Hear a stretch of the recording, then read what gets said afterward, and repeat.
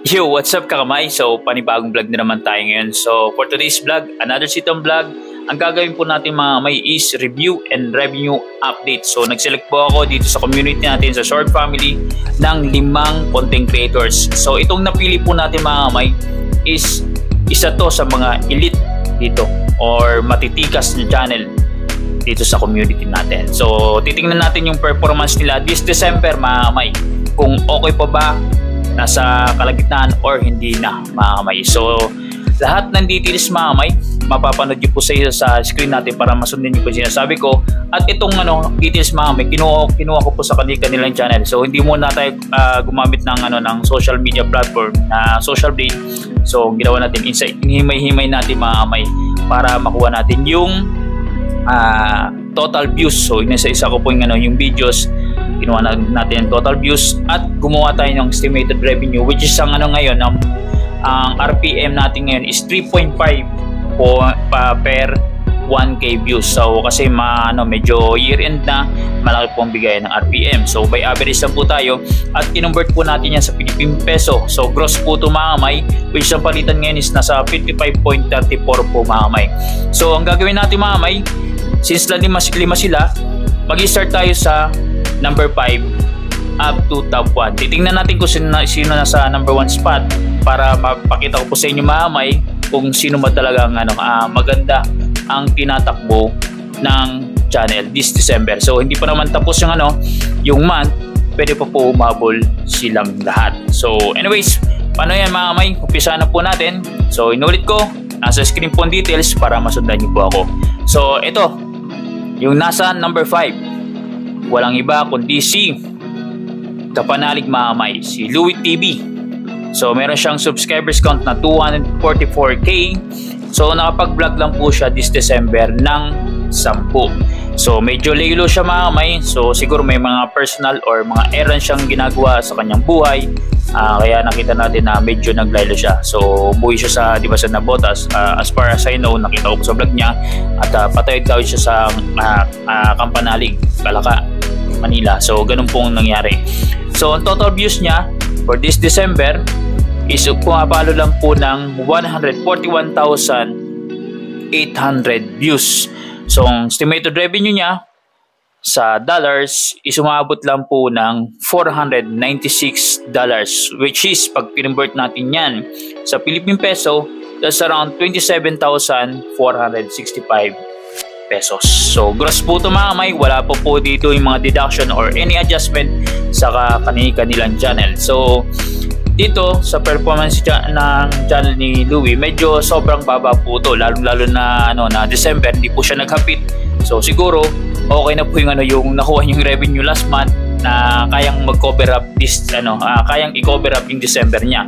So para makapag gawa ng mga kanyang personal errands sa kanyang buhay. So anyways, walang notable na magandang views sa kanyang channel which is nakakuha siya ng mga 6 digit na figures when it comes to views.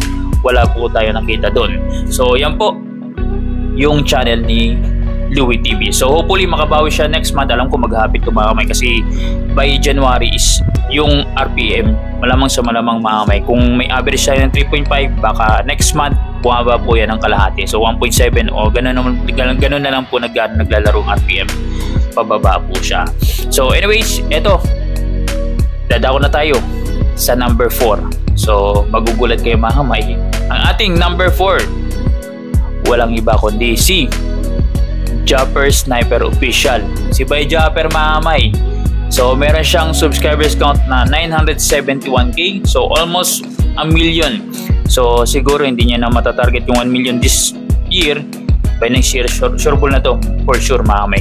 Baka umabot na po siya ng 1k, ng 1M sa kanyang channel. So anyways mga kamay, yung vlog niya this December, kaya siya nag number 4 is 18 lang po yung na-upload niya. So laylo din si Bay Japper this month. Siguro last month maganda din ang kinita niya para i-cover up yung revenue niya this December. So anyways, yung total views niya sa kanyang channel this December is pumapalo po ng 1,140,000 views. So malaki pa rin mga kamay. Pero inyo, 18 lang na vlog, at ganito pa rin yung yung total views niya.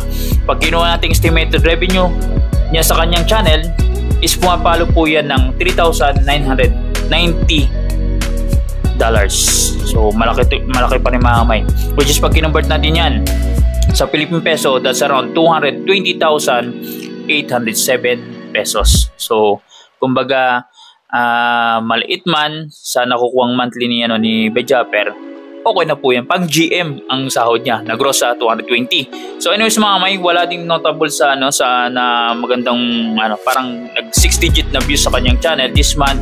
Pero pag tiningnan yung kanyang channel mga kamay, nasa maganda pong parang halos pantay-pantay po ang views niya sa kada video dun sa vlog niya mga kamay. So silipin niyo po para makita niyo po mga kamay na maganda po yung takbo. Kahit hindi siya pa nakakuha siyang hindi siya nakakuha ang 6 digit, maayos po ang niya ang views kada vlog. So anyways, buo na po yung Dragon Balls ni Bajapper. So kompleto na po yung family niya, nabuo niya na, nagkaroon siya ng first ever family bonding. So kumbaga kompleto na po yung yung pinapangarap ni Bajapper sa kanyang buhay. So yun, kaya congratulations kay Bajapper, and syempre baka may lumabas pa. So sana wala na. So anyways mga kamay, just kidding kasi mamaya kasi at kumusta yun kay Bajapper. So anyways mga kamay, dito na tayo sa number 3. Walang iba kundi si Kuya Nolly Vlog. So meron siyang subscribers count na 197k. So ang total vlog niya this December, hindi pa po tapos to, pumapalo na po ng 62 vlogs. So kumbaga consistently maganda pa rin tinatakbo ng ng pag-vlog ni Kuya Nolly. So kumbaga nag-average siya ng 2 to 3 vlogs a day mga kamay. So grabe, masipag pa rin si Kuya Nolly. So ang total views niya doon is pumapalo po ng 1,177,500. So malaki po yun mga kamay. Pag kinonvert natin yan sa estimated revenue, pumapalo po siya ng $4,121, which is pag kinonvert natin yan sa Philippine peso, that's around 220,070 pesos. So wow na wow, pak na pak. So ibig sabihin mga kamay, grabe na po yung yung talagang praglip na po. Kumbaga tumalon talaga ng matindi yung channel ni Kuya Nolly Vlog mga kamay. Kumbaga nakakuha na po siya ng 6 digit per month kung bibis tayo sa Vitamix mga kamay. At sa pagtingnan niyo rin po yung social bait, ganoon din pong makikita niyo na details sa kanya. So anyways mga kamay, wala din notable na magandang views kay Kuya Nolly. Hindi po siya nakakuha ng 6 digit na views, like 3 months ago na nakakuha siya ng 1.4M yata doon kay Rika, which is napakaganda po kumbaga views na nakuha niya doon sa episode na yun. So this month December wala po. Kumbaga bumalik po siya sa parang halos average lang po niya sa kanyang mga vlog na nakukuha yung views. So anyways mga kamay, congratulations kay Kuya Nolly. At siya po ang isa sa mga talagang masasabi ko na very established na channel mga kamay dito sa Story Family mga kamay. Kumbaga from mababa hanggang sa naging nandito na sa one of the elite mga kamay. So anyways mga kamay, dadako na tayo sa number 2. Walang iba kundi si Mrs. Japper Sniper, yung second account ni Bajapper. So meron na siyang subscribers count na 172k. So nakapag-vlog po siya this December ng 38. So isa dyan sa mga vlogs na diyan or mga vlogs dyan is yung bahay seri ni Kuya Mark. So doon po niya in-upload. So ang total views po nun is pumapalo po ng 1,800,000. So pag kinuha natin estimated revenue niya is umabot po ng $6,300. So malaki mga kamay. So yun, pag kinonvert natin sa Philippine peso, that's around 348,642 pesos. Yan po ang gross niya mga kamay. So yung second account ni Bajapper, maganda po yung kinikita niyan. So kumbaga by average sa percentage ng subscribers count versus dun sa mga views, so kumbaga malaki pong percentage compared dun sa main account ni Bajapper. So ito naman mga kamay, walang masyadong notable na na magandang views sa vlog dito sa Mrs. Japper Sniper. Di po rin wala din siyang 6 digit na views. Pero anyways mga kamay, by average wise, maganda po yung consistent yung views ng nakukuha ni Bayjaper sa kanyang second account. So yun po. So anyways mga kamay, eto na yung number 1. Syempre walang iba kundi si Kabisig, si Romsel TV. So meron siyang subscribers count na 255k sa kanyang subscribers count. So nakapag-vlog po siya this December. Hapit na hapit to mga kamay, 56 vlog po mga kamay, hindi pa po tapos ang December.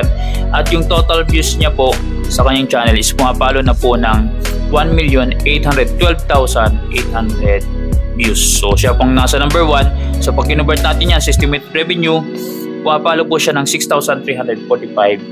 So malaki po mga kamay. So pag kinonvert natin yan sa Philippine Peso, that's around 351,121 pesos. So medyo very close lang siya sa second account ni Bayjaper.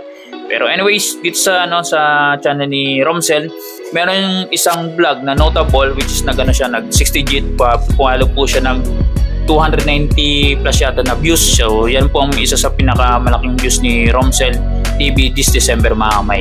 So congrats kay Romsel kasi ikaw nasa top 1 ngayon based sa natin sa assessment natin. At hindi naman po ito mga may actual kasi ang actual po is nandun po sa kanilang channel at hindi po natin alam kung ano ba talaga actual nila, sila lang po nakakaalam. So at least nabigyan ko yan ng details sa tinatakbo ng kanilang channel para malay nyo may mga viewers dito na pinapatronize sila at yan na po ang nakukuha nilang estimated revenue. So tatandaan nyo po mga may gross revenue lang po ito mga kamay. So binis ko lang po ang details sa kanilang channel by the views mga kamay at nag-assess po ng RPM.